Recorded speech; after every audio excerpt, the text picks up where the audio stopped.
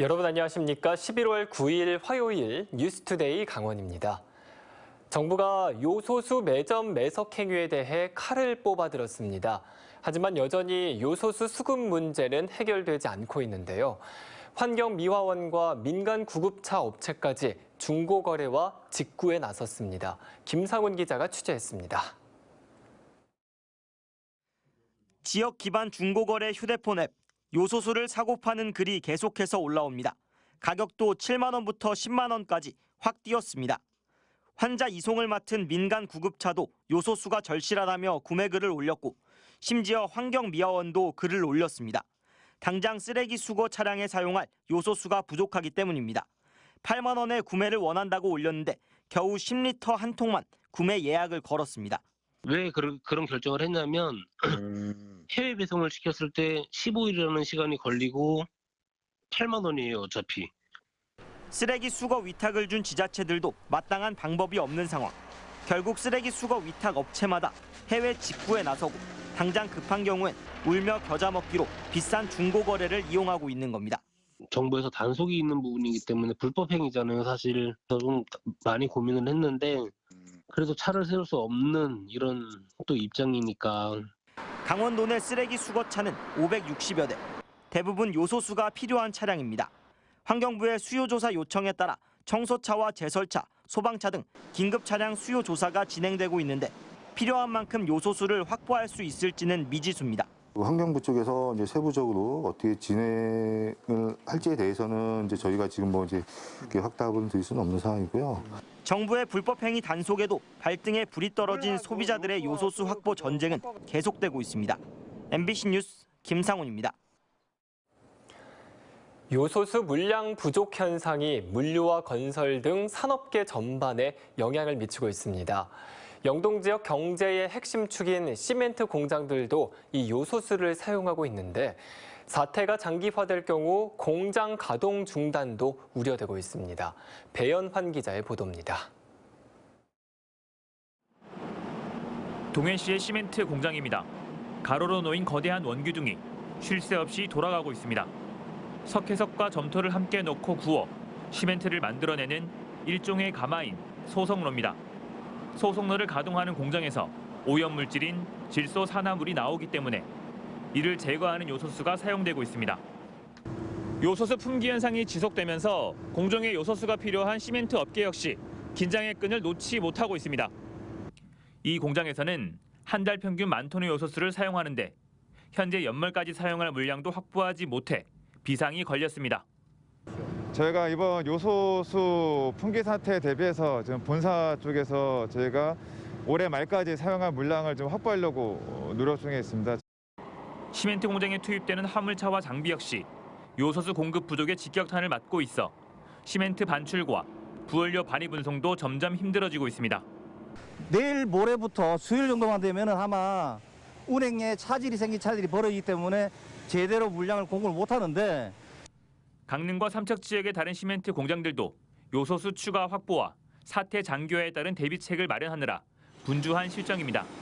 시멘트 업계에서는 현재 정부가 내놓고 있는 일시적 요소수 공급으로는 피해를 막을 수 없다며 업계 셧다운도 우려하고 있습니다. 일단은 저희가 긴급하게나마 요소를 갖다가 다들 조금씩 확보에 나서고 있고 이달 말까지는 어느 정도는 그래도 버티려고 노력을 하겠지만은 지금 상황에서 전혀 변화가 없이 이게 계속 된다고 하면은 저희 업계도 어떻게 될지는 지금 예측 불가죠. 영동 지역 최대 산업인 시멘트 제조업이 요소수 품귀 사태로 인해 타격을 입게 된다면 코로나19 장기화로 어려워진 지역 경제는 침체의 늪에 더욱 빠져들 것으로 보입니다. MBC 뉴스 배연환입니다. 수도권으로 전기를 옮기는 송전선로 추가 건설로 인해 불거진 갈등 여러 차례 전해드린 바 있는데요. 한국전력이 경과대역에 이어 경과지, 즉 송전선로 위치를 빨리 정해야 한다고 밝혀 백지화를 주장하는 주민들과의 갈등은 쉽게 사라지지 않을 전망입니다.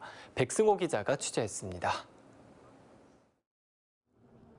동해안 발전소에서 생산한 전기를 수도권으로 옮기는 동해안 신가평 송전선로 건설 사업. 한국전력이 440개의 송전탑 추가 설치를 강행하자 홍천과 횡성 등 해당 지역 주민들은 사업 추진을 온몸으로 막고 있습니다. 이런 갈등만 벌써 3년째. 한전이 내건 송전선로의 준공 목표는 2025년 6월, 앞으로 채 4년이 남지 않았습니다. 초조해진 한국전력은 기자회견을 자청해 건설 백지화는 절대 받아들일 수 없고 그나마 피해를 줄이려면 송전선로 위치부터 빨리 정해야 한다는 입장만 되풀이했습니다. 연관이 되는 지역 주민들께 최대한의 그런 혜택이나 그런 보상 방법을 같이 협의를 할 것이고. 한국전력은 앞으로 전기 자동차 확대 등 전력 수요가 늘어나 현재 사용 중인 송전선로의 용량 11.6기가와트로는 한계라며 송전선로 추가 건설이 불가피하다는 입장입니다. 하지만 피해 주민들은 한전이 몇 년째 같은 말만 되풀이한다며 평가절하했습니다. 이미 강원도에 설치된 송전탑이 5,100여 개. 더 이상 강원도만 피해를 입을 수 없다고 밝혔습니다. 특히 정부가 친환경 에너지 정책을 내건 이상 송전선로 추가 건설은 필요 없다는 입장입니다. 이제는 석탄화력은 꼭 없어져야 될 존재로 다 알고 있습니다. 그럼에도 한전에서는 지금 세계적인 추세 흐름 그리고 자기네들이 산자부에서 내놓은 제9차 전력 수급 사업과는 전혀 상반되는. 이런 가운데 송전선로 위치를 정하는 입지선정위원회가 오는 11일로 예정돼 해당 지역 주민과의 충돌과 갈등은 피할 수 없게 됐습니다. MBC 뉴스 백송이다. 학생들이 반드시 해야 하는 실습을 하지 않고 사회복지사 자격증을 받는 과정을 주도한 대학 교수들이 실형을 선고받았습니다. 법원은 국가 사무를 방해했다고 봤는데 대학을 관리 감독해야 할 교육부는 뒷짐만 지고 있습니다. 윤하은 기자의 보도입니다. 사회복지시설과 짜고 허위로 실습 확인서를 발급해 학생들이 사회복지사 2급 자격증을 받도록 한 대학 교수들에게 법원이 실형을 선고했습니다. 지난 2014년 강원도의 한 전문대학 사회복지서비스학과의 A씨와 B씨 두 교수는 가짜 실습 확인서를 발급해줄 복지시설을 물색했습니다.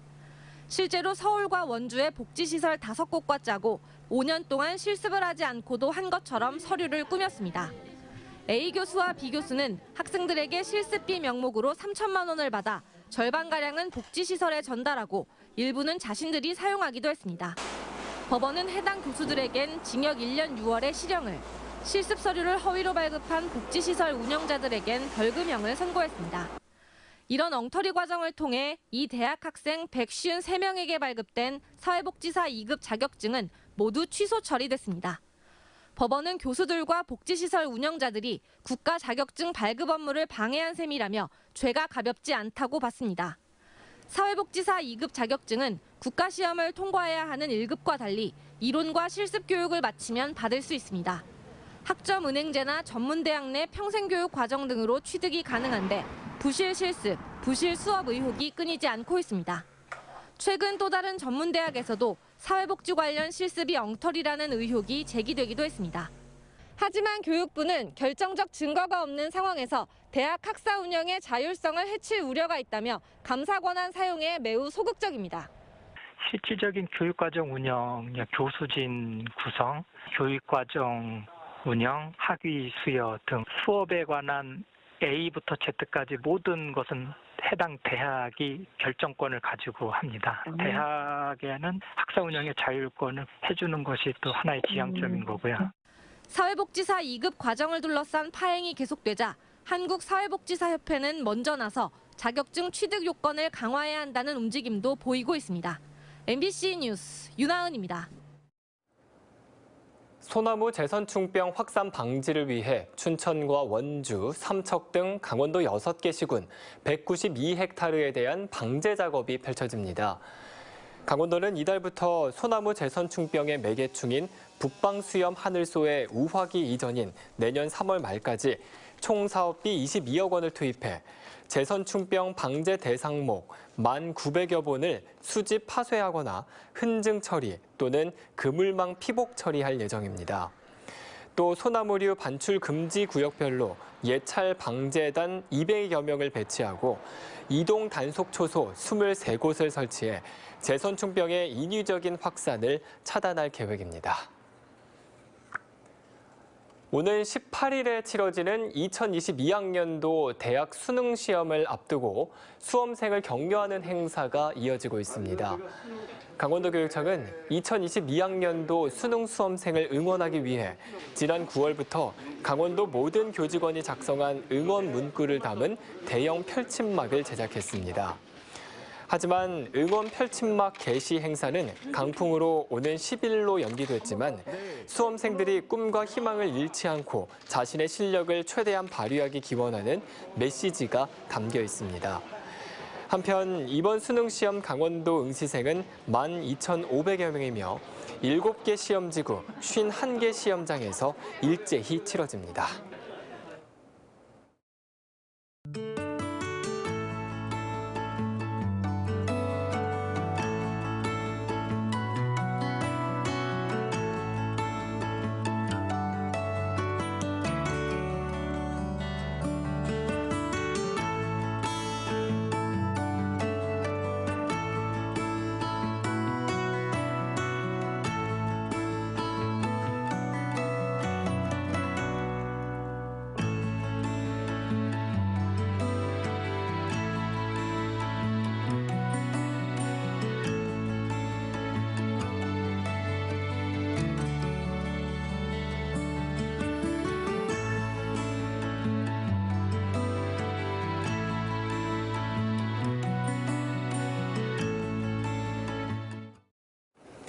춘천지법 원주지원은 학원을 운영하다 수강생인 10대 여학생을 강제 추행한 학원장 49살 A씨에게 징역 1년을 선고하고 법정 구속했습니다.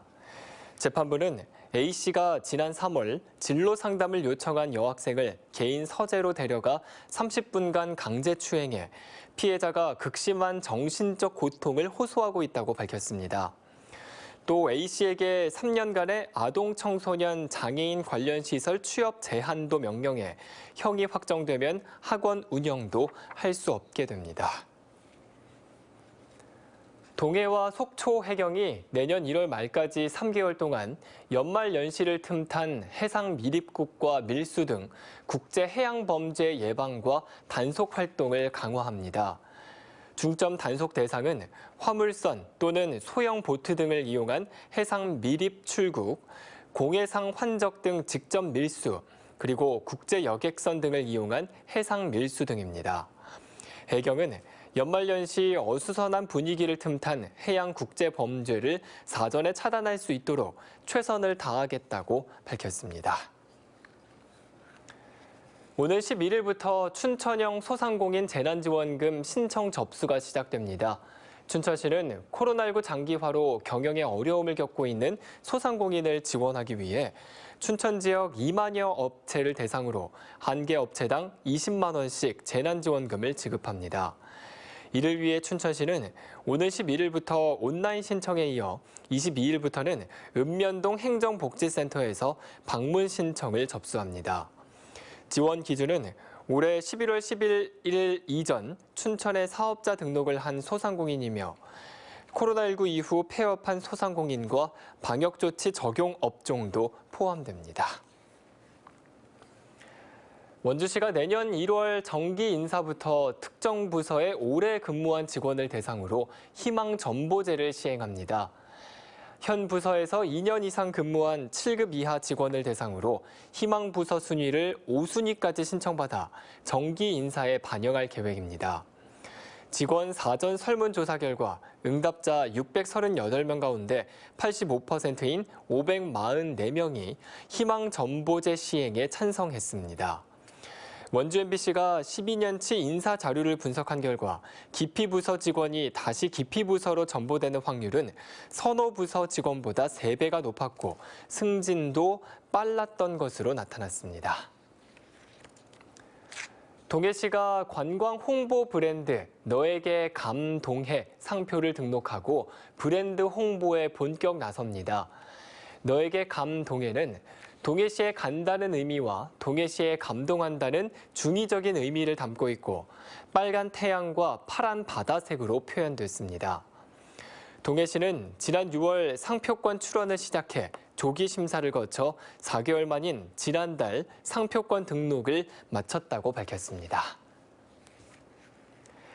이상으로 뉴스투데이 강원을 마칩니다. 시청해주신 여러분 고맙습니다.